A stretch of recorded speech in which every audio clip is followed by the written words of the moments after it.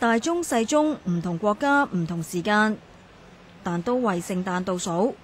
袖珍版嘅聖誕老人就最急不及待。有商場負責人話，經濟轉差，銷售額放緩，但臨近聖誕，市民嘅消費意欲就漸見回升。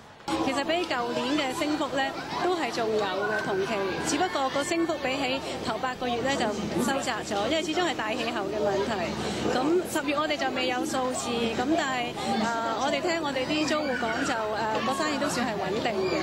咁睇落去11月咧個消費意欲好似翻嚟，咁因為始終聖誕節啦，咁聖誕節始終一個係消費嘅黃金檔期，咁大家都會想買啲嘢俾自己啦，買啲嘢俾你身邊嘅朋友啦。咁開始翻嚟嘅消費意欲。李麗儀預期聖誕期間商場每日約有23萬人次，平安夜就會增加到30萬，同去年差唔多。